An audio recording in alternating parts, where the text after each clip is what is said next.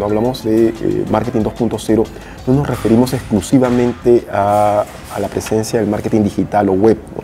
O sea, usando medios tradicionales también podríamos hacer marketing 2.0.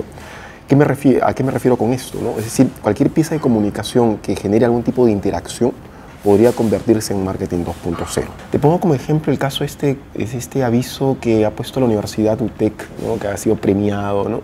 Es una universidad tecnológica, una universidad nueva, y tranquilamente ellos hubieran podido poner, pues, esta es la Universidad de la Tecnología, la típica, ¿no? Pero lo que ellos hicieron fue captar agua del medio ambiente y darle agua a la gente que vive por las zonas aledañas, que son asentamientos humanos. Entonces, es la Universidad de la Tecnología, pero no solo lo está diciendo, sino lo está haciendo.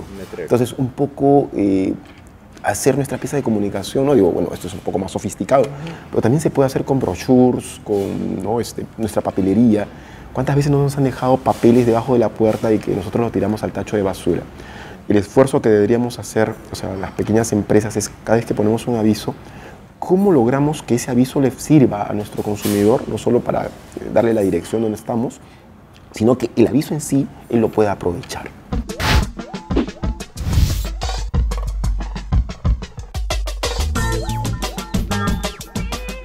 Una primera recomendación sería que antes de sacar una cuenta en Facebook, sacar una web o una webblog o lo que sea, que visiten las páginas de la competencia.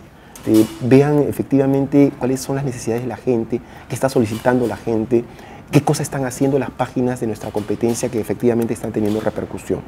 Una vez que hagamos eso, saquemos nuestra pieza de comunicación, que puede ser nuestra cuenta en Facebook, nuestra web o nuestro blog. Pero en lugar de poner, pues, misión, visión, valores, qué somos, qué hacemos, que nadie lee, ¿no? ¿Por qué no poner secciones en función a las necesidades de nuestro público?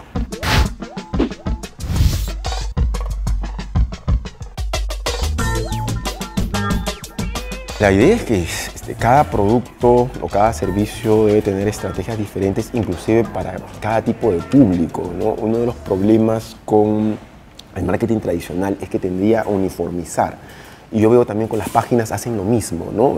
Un poco repitiendo las estrategias de los medios tradicionales, ¿no? O sea, mi público es, no sé, por decir algo, nivel socioeconómico B, entonces le doy determinadas características que son más o menos homogéneas.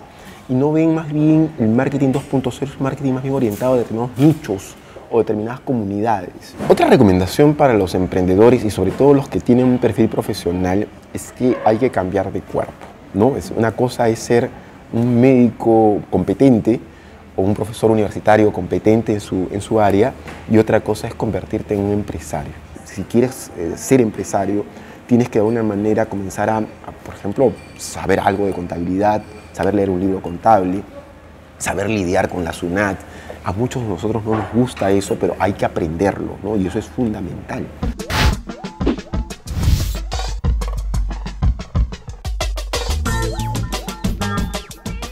Hay una cuestión que a mí, producto de la investigación, sobre todo de los empresarios, promotores de espectáculos de música chicha, me llamó mucho la atención, es el exhaustivo conocimiento que tenían de su público, ¿no? Y no necesariamente producto de estudios de mercado, pues, ¿no? Son gente sin muchos recursos, ¿no? O sea, no son empresarios grandes, ¿no? Son pequeños, medianos. Pero ellos siempre se preocupaban, por ejemplo, de ir a los mercados, de ir a las plazas, de ver qué cosa estaba escuchando la gente, ¿no? Por ejemplo, ellos mismos me decían, esa es mi mejor encuesta, ¿no? Y si está escuchando a mi grupo, a mi banda, las cosas están bien, ¿no?